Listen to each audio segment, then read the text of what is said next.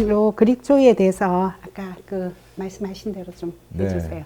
그래서 그릭조이는 그 김호준의 그 뉴스 공장이라는 그 뭐야 제목 타이틀을 봤을 때 하필 공장이란 말을 썼을까 좀 안 어울린다라고 생각했는데 저도 잠깐 그 베끼겠습니다. 그릭조이도 조그만 공장입니다. 그러니까 음식이나 맛있는 냄새 이런 것들 만들기도 하고 또 제가 그 여러 가지 작업들도 많이 하고 음식 외에 그 다음에 좋은 사람들하고 만나서 이렇게 좋은 인간관계를 만드는 다용도 공장이라고 생각해요. 그래서 이거 식당이 아니라 공장이라고 말하니까 좀 이상하긴 한데 그 좋은 분들하고 만났던 그런 관계 때문에 제가 그렇게 오랫동안 하고 싶었지만 못했던 그런 만화 그림 그런 것도 만들 수 있었고 또 여행기를 쓰는 것도 그런 분들이 독려를 하고 또 떠나라 뭐 이런 말도 자극을 받아서 떠났기 때문에 어떻게 보면은 저한테는 굉장히 좋은 창조적인 공장이라고 생각을 해요. 근데 또 그런 의미도 있고 또 본래는 캐나다에서 원래 시작했던 건데 지금 총 22년 됐죠. 그리스 음식이. 홍대에서 오랫동안 하다가 이제 합정동으로 이사 온 지 한 6년 된 조그만 그리스 음식점입니다. 그렇게 소개를 하겠습니다. 선생님께서 만화도 그리고 뭐 그러셨다 그러셨잖아요. 네. 이제 책도 지금 뭐 2권 나왔고 또 한 권을 준비하고 계시잖아요. 네. 그 말씀 좀 쭉 해주세요.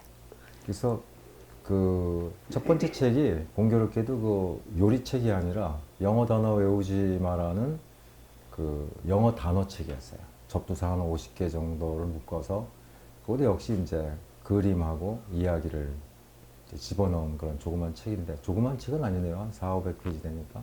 그래서 그 책을 지금 3년 전에 만들었고 그 다음에 지금 그 개정 다 팔렸습니다. 그래서 다행히 그래서 지금 개정판을 쓰고 있고요.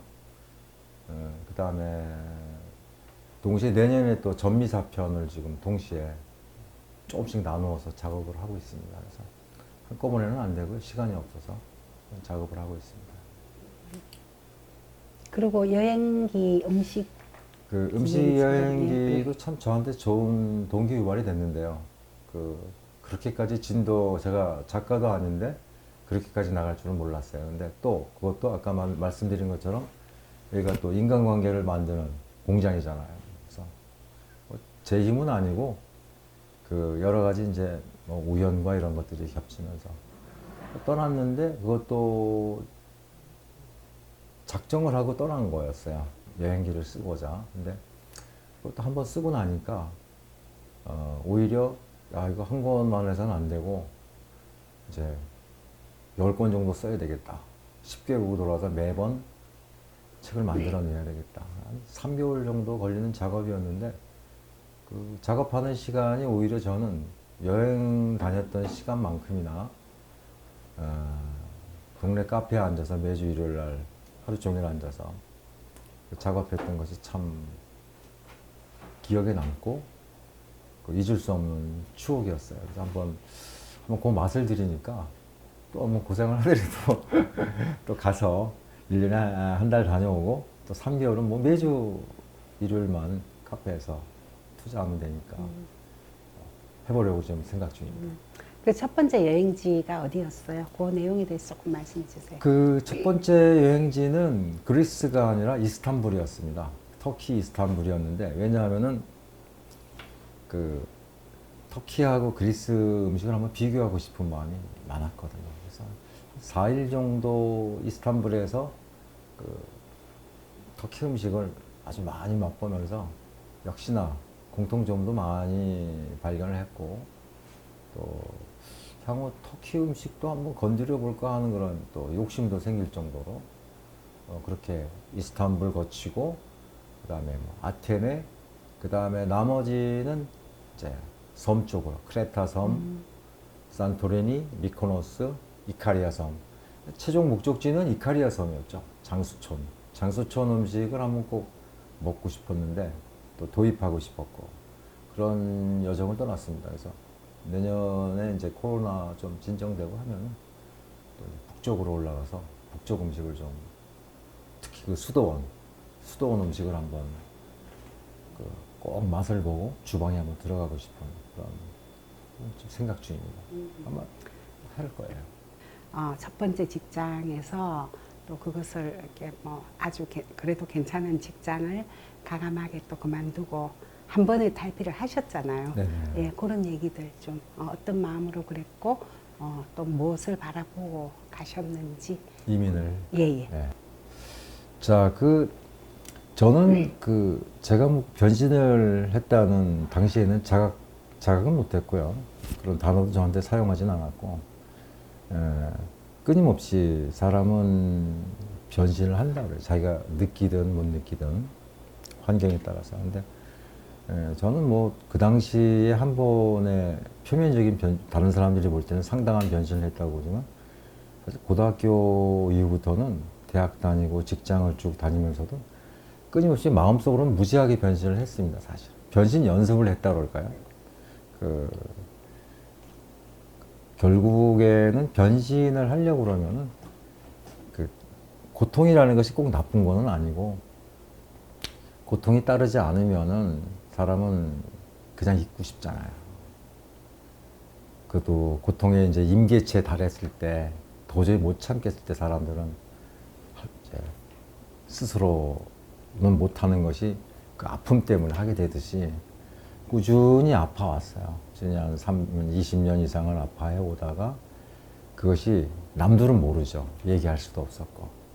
퍽 터졌을 때.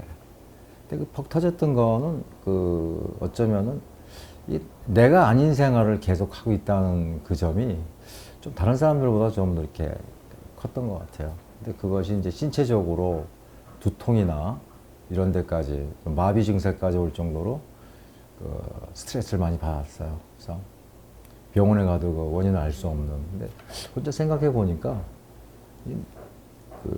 너무 말을 못한 채 구겨진 채로 나답지 않게 지내고 있고, 앞으로 또 이 생활을 또 한 20, 30년 더 해야 될 걸 생각하니까 암담하더라고요. 도망가야죠. 또 한국에 있을 때는 변신을 하려고 해도 배불러서 하는 짓이라고 동의를 해주지 않고, 그러니까 환경을 바꾸는 수밖에 없다 해서 갔던 이민길이었습니다.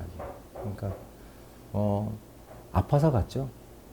철학적 이유보다는 제가 힘들어서. 그 현재와 또 과거에 오랫동안 많은 변신이라기보다는 대학교 전공에 따른 어쩔 수 없는 그런 지어짐이 있잖아요. 공대 나왔으니까 엔지니어를 해야 된다든가, 또 전기공학과니까 회사에서 그 일을 맡아야 되는데 저는 맞지 않았거든요. 수없이 적성 검사도 해서 다른 사람의 의견으로 제 길을 이제 걸어갈 생각을 하고, 학교 상담실에 가서도 뭐 몇 번 적성 검사도 했는데, 적성 검사는 또 반반 다 잘 나왔기 때문에 어떤 걸 해도 좋다고 또 답을 안 주더라고요. 그래서 잘나서 그러실 거예요. 잘나서. 그래서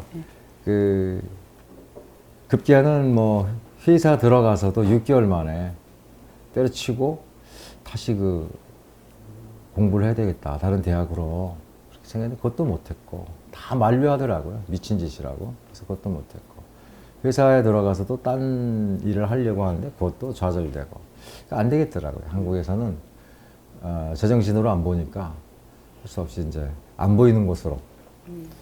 게다가 이민을 가면 이제 와장창 다 버려야 되잖아요. 어쩔 수 없이 다 버려야 되면 그때부터 다시 한번 세워보자.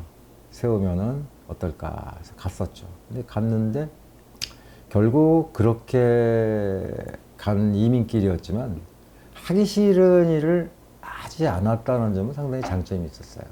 그 다음에 저는 저 혼자서는 생존할 수가 없는 존재라고 생각했었어요. 회사나 좋은 회사나 안정된 회사 들어가야 인생이 편안할 줄 알고 불안해했었는데, 그 해외에 나가서 또 혼자서 이렇게 그리스 음식점이라고 열어놓고 해보니까 충분히 잘 됐고, 또 전에 제가 했던 그리스인보다 더 잘 됐어요. 그러니까 상당히 이민을 가서 하고 싶지 않은 일을 그만둔 것도 좋은 일이었고, 그다음에 그동안에 꾸부정했던 건 아마 저 혼자서 자립하거나 그런 일들에 대한 두려움 같은 거를 확실하게 떨쳐버릴 수 있는 제일 큰 건 아마 그 자신감. 뭐 아프리카 어디서 가도 난 살 수 있구나 하는 그런 거를 경험하고 확신한 게 참 컸던 것 같아요. 뭐 시험에 옛날에 합격했었고 뭐 입사 성공했고 이런 건 땅을 다 떠나서 혼자의 힘으로 힘이 들더라도 나는 살 수 있다라는 자신감이 제일 컸던 것 같고 그 두렵지가 않더라고요. 그 다음서부터는. 그 선생님 그래 처음부터 그리스 음식점을 하실 생각은 아니었었잖아요. 그쵸. 그것도 제 자신의 운명을 다 만들다고 보지는 않고요. 그리스 음식점도 제가 처음에 했던 건 아니고 우연에 곱하기 뭐 100을 한 다음에 나온 결과일 수도 있어요. 처음에는 일식집을 하려고 그랬죠. 스시집. 그래서 스시집 하려고 이민까지 떠난 거니까 뭐 미국의 일식 학교도 가서 공부도 하고 돌아와서 토론토에서 힘들게 제가 아주 전혀 저의 정체를 알리지 않고 허드렛 일을 하면서 연습을 했었죠. 하고 이제 됐다 싶어서 다운타운에 토론토 다운타운에 이제 음식점을 찾으러 한 달간 다녔는데 그때 제일 몫이 좋은 집일 조그만 그리스 음식점을 포착했죠. 그래서 그거는 뭐 다 떨구고 조그만 이쁜 스시집을 만들려고 했었는데 이제 거기서부터 이제 또 다시 길이 확 또 바뀌더라고요. 그 다음날 가서 한번 가보니까 손님이 줄을 서서 주인이 한 2시간 동안 밥을 못 먹더라고요. 그러니까 그리고 또 그리스 영감도 스시집은 여기서는 안 되고 금융가 쪽으로 가야 되고 여기는 이거가 좋다. 자기도 이민자인데 이걸로 애들 다 학교 보냈다. 야, 이거 해라. 흔들리더라고요. 그러니까 그래서 그리스 음식점을 하게 됐습니다. 그러니까 굉장히 참 이렇게 하려다가 또 경우가 그렇게 되니까 사람이 또 마음이 약해져서 또 잘 되는 모습을 보니까 또 할만 하겠더라고요. 보고 또 하는 거 보니까 스시집도 뭐 그게 스시가 좋아서 그랬던 건 아니고 제가 이렇게 손으로 만들고 이렇게 하는 거를 좋아했는데 그 사람 하는 걸 보니까 스시만큼이나 제가 좋아할 만큼 손을 움직이고 또 좀 변형해서 만들기도 하고 그런 점이 좋았어요. 그래서 또 장사도 잘 되고 그래서 그렇게 시작됐습니다. 근데 잘 됐잖아요, 캐나다에서. 네, 잘 됐죠. 예. 근데 이 한국으로 또 이렇게 역진출인 거죠. 네. 진출인 거죠. 하게 된 또 이유가 또 있습니다. 거기서도 예. 또 하나의 반전이 벌어지더라고요. 저는 캐나다에 뼈를 묻고 그냥 여기서 살 생각을 했는데 또 교포 한 분이 장사가 잘 되니까 한국에 그리스 음식점이 없다 그러면서 프랜차이즈를 만들자. 자기 돈이 뭐 엄청 많은데 잘 아는 분이었어요. 근데 그분이 그래서 그때쯤 돼가지고 집에 한번 또 어머니도 보고 싶고 향수가 한 그때쯤 돼 4년 정도 지나니까 가고 싶더라고요. 그 전에도 가고 싶었죠. 혼자서 펑펑 운 적도 있었고 집 생각이 나서 한국이 싫어서 간 건 아니니까. 근데 가게 팔고 프랜차이즈 하러 한국에 다시 돌아왔죠. 그것도 전혀 예측하지 못했던 사건이었어요. 그러니까 그리스 음식점 잡은 거 뭐 또 그걸 놓고 한국으로 온 거 이런 것들이 다 제 계획에는 없었던 것들인데 지금 40, 50대들 이제 은퇴 준비를 하면서 또 인생의 변신을 꿈꾸는 사람들에게 해주시고 싶은 말씀 있으면 해주세요. 네, 이제 뭐 저도 40대, 50대를 넘어서 이제 60대가 됐는데요. 이제 그분들한테 뭐 전체적으로 제 개인적인 의견이기 때문에 다 맞는다고는 볼 수 없어요. 근데 저도 그랬었지만 첫째는 자기가 할 수 있을까 없을까라는 행동으로는 하지만 마음속에서는 자신감이 없거든요. 근데 저는 그거부터 극복을 좀 했으면 좋겠다. 그래서 자신감을 갖고 하는데 시간이 걸리죠. 그러니까 4, 50대라고 그러면 이제 뭐 이미 어떤 조직에서 나왔을 수도 있고 준비하는 분들도 있고 그럴 텐데 예, 급진적인 변신보다는 합리적 변신, 점진적 변신. 전 큰 걸 갖다가 항상 쪼개서 하면은 일이 아니다라고 생각하거든요.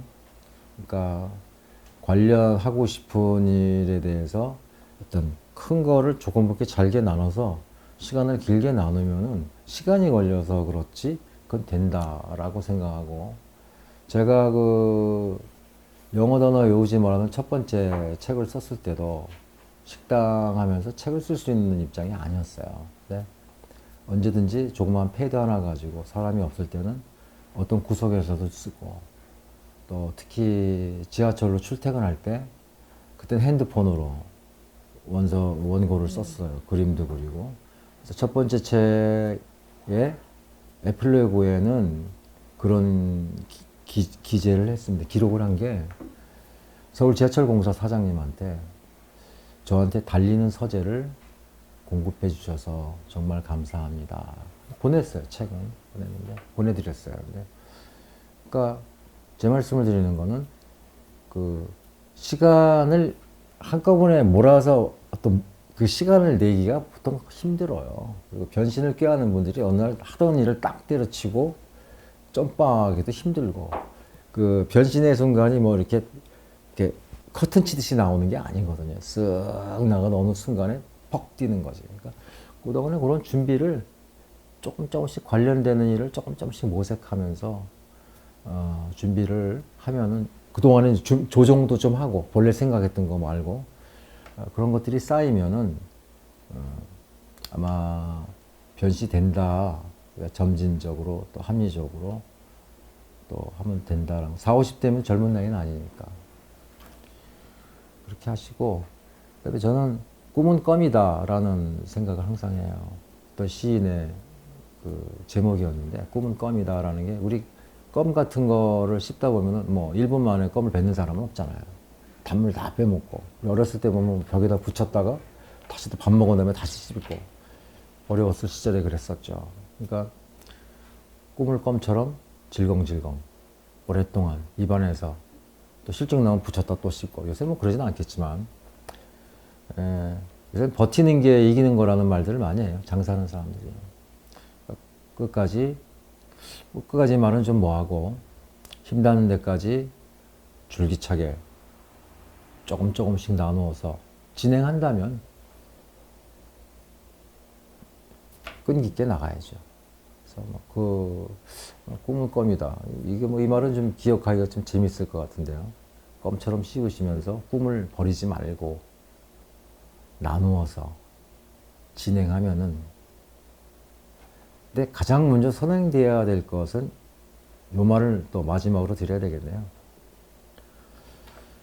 자기에 대한 성찰, 또 삶에 대한 생각을 한 번도 안 해본 분들이 많을 거예요. 바빠서, 또는 골치 아파서, 또 뭐 해봐야 정답도 없고 하니까. 근데 그거는 먼저 어떤 일을 시작하기 전에 근본적으로 내가 누군지, 내가 어떻게 살고 있는지, 살아야 되는지 큰 프레임이 잡혀 있어야 강론이 나오지.